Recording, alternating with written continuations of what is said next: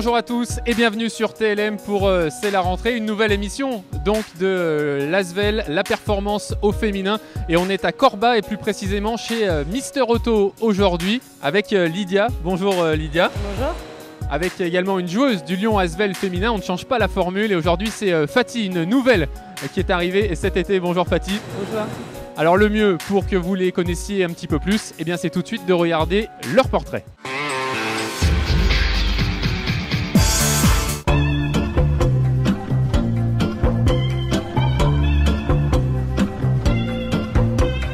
Moi, c'est Labala Lydia, j'ai 29 ans et je suis donc opératrice logistique chez Mister Auto. Je suis rentrée en 2015 où j'ai commencé en intérim donc avec l'agence Adéquate et par la suite, au bout d'1 an, j'ai donc signé un contrat en CDI. Alors, qu'est-ce que je fais? Je fais un peu de tout, je peux toucher à tous les postes. Essentiellement, je m'occupe en ce moment des postes litige et 2 fois par semaine, donc je suis tutrice, formatrice, donc j'accompagne les nouveaux arrivants. Je leur explique en fait comment on prépare une commande dans le but de les former à leur poste. Alors, on travaille nous avec ce qu'on appelle un PDA, donc c'est un mini ordinateur, où on va tout simplement biper l'étiquette du colis et il va nous donner toutes les informations. C'est-à-dire quelle pièce, quel produit à prélever dans tel endroit, tel emplacement, à le déposer à l'intérieur et à l'envoyer. Donc on travaille avec une chaîne qui est mécanisée, donc les colis avancent tout seuls. Un colis peut comprendre 1, 2, 10 pièces et en fait il va faire son petit chemin avec les prélèvements et il va finir en fin de chaîne pour être expédié au client.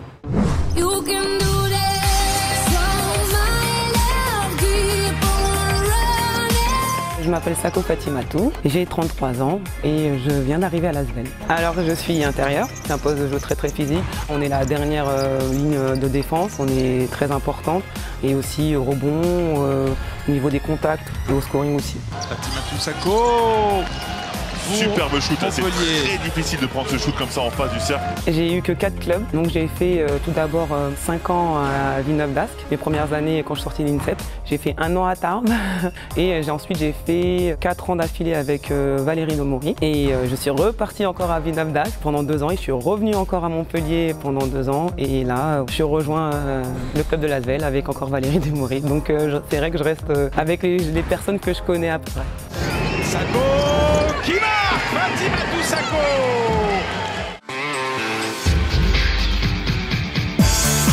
Voilà, maintenant que vous connaissez mieux nos 2 interlocutrices, on va donc rentrer dans le vif du sujet, intégrer une nouvelle équipe. Comment ça se passe? Et on va commencer avec Lydia, puisque tu es à domicile chez toi, ici à Corba, chez Mister Auto. Comment on fait? Est-ce qu'il n'y a pas trop de stress quand on passe d'une équipe à une autre? Non, c'est pas stressant, mais on a plus une petite appréhension qui dure aller 5 minutes, mais après une fois qu'on est dedans, on est dedans. Et c'est un petit peu pareil pour Fatih, j'imagine, au basket, parce qu'on change de club, on change d'équipe, on change de coéquipière. Alors c'est vrai que on change énormément de clubs, enfin pour certaines. Moi pour ma part j'ai changé que 4 fois en 14 ans, donc je trouve que c'est bien quand même. Je reste assez longtemps dans les clubs et c'est vrai qu'on a des petites appréhensions au début parce qu'on ne connaît pas l'environnement forcément. Les coachs on a tendance quand même à les connaître parce qu'on les côtoie quand même tout au long de la saison. Donc voilà, on les connaît plus ou moins et après c'est surtout les nouvelles joueuses parce que voilà, on est tous différents, il faut s'adapter et donc on ne se connaît pas forcément parce qu'il y a aussi des étrangères. Mais après je pense que c'est le temps que tout se mette en place. Après on s'habitue et on prend plaisir. Voilà. C'est un petit peu pareil, Lydia, c'est les premiers temps, les premiers jours où il faut découvrir ceux avec qui on va travailler finalement. C'est ça, surtout la difficulté c'est qu'on n'a pas tous les jours les mêmes personnes, donc chaque personne est différente, mais bon on s'adapte. C'est vrai que ça doit être difficile quand même d'être avec des personnes différentes parce que nous, au basket on joue toujours avec les mêmes coéquipières, on connaît les habitudes et c'est vrai qu'avec vous ça doit être un peu difficile au début. Ça doit prendre peut-être une petite heure au début, ça doit le temps de s'habituer et après je pense que ça doit tourner quoi. C'est ça, tout dépend des personnes, il y en a où ça va prendre 30 minutes comme il y en a d'autres 1 heure, 1h30, tout dépend des cas. Oui, il y a un feeling effectivement. Est-ce qu'il y a des attitudes à adopter aussi, d'aller vers les autres, se dire que c'est à soi peut-être de faire le premier pas? Bien sûr, c'est des personnes extérieures, donc moi je suis de la boîte, c'est à moi de les mettre à l'aise, de les former et d'avoir le bon comportement en fait pour que tout se passe bien. Il y a comme une charte, Fatih, est-ce qu'il y a des intégrations qui se sont mieux passées que d'autres?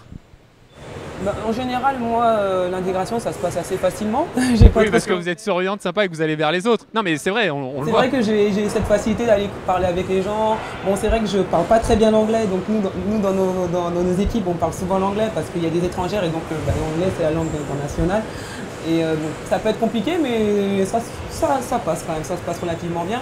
Après, c'est vrai que nous, au niveau d'intégration, quand même, c'est assez facile. C'est aussi bien les jeunes que les anciens, enfin voilà, des étrangères ou des françaises, ça se passe quand même relativement bien parce que au final, on a tous le même objectif. Je pense que c'est comme dans une entreprise, à la fin, c'est de faire du chiffre. Nous, c'est de gagner les matchs, c'est différent, mais on a quand même cet objectif en commun qui nous permet aussi de nous réunir, d'être ensemble souvent. C'est ça qui est bien avec Fatih, c'est que de toute façon, tout lui convient et tout va bien. Et on verra dans la deuxième partie, justement, après une petite pastille où Fatih va être pris en main par Lydia. Elle va essayer de travailler ici, justement. Elle le réclamait tout à l'heure. Eh bien, ce sera le cas ici chez Mister Auto. Mais ensuite, dans une deuxième partie, eh bien, on se retrouvera pour évoquer l'enrichissement personnel suite à ce qu'on a vu dans cette première partie.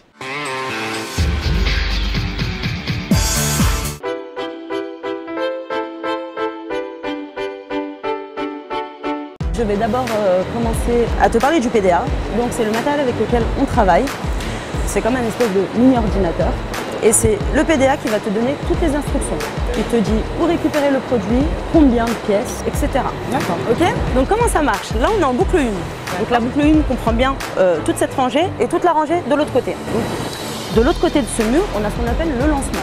Donc d'où part les cartons. Donc si tu lèves ta tête, tu vas voir, on a les colis qui commencent à avancer. Et de là en fait les colis font leur petit chemin.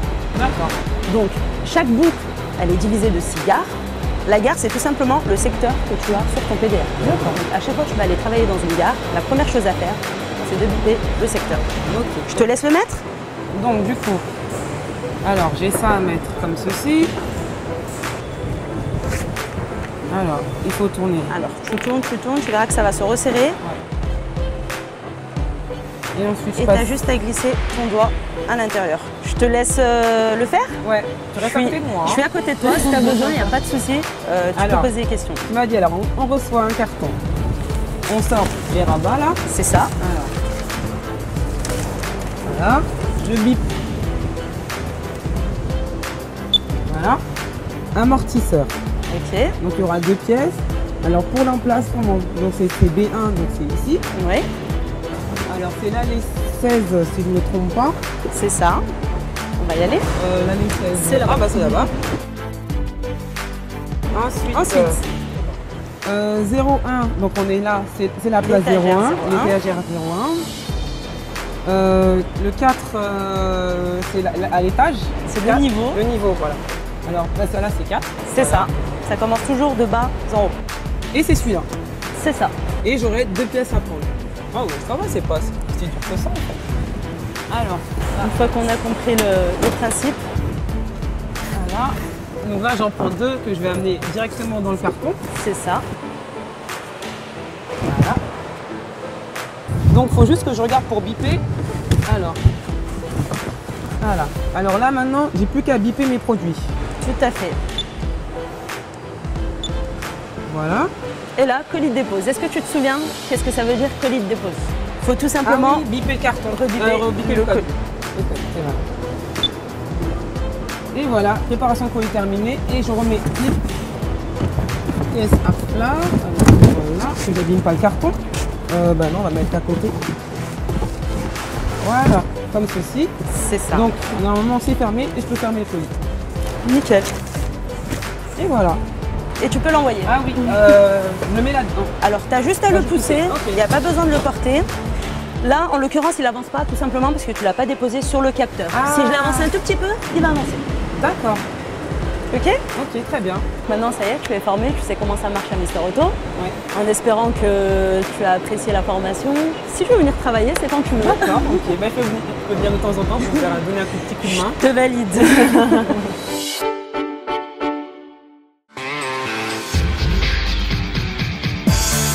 Voilà, maintenant qu'on a vu que Lydia avait formé Fatih pour éventuellement venir travailler plus tard chez Mister Auto, on a vu que ça s'était très bien passé, mais on va regarder plus spécifiquement l'enrichissement personnel de toutes ces différentes expériences dont on a pu parler lors de la première partie de l'émission, et notamment avec Lydia, parce que Lydia, il faut savoir que c'est la première femme embauchée en CDI dans l'entrepôt ici de Mister Auto. J'imagine que Lydia, c'est beaucoup de fierté et puis ça a dû booster votre confiance sur un plan personnel, ça doit être incroyable. C'est assez valorisant de montrer de quoi je suis capable, donc d'avoir des objectifs, de les atteindre.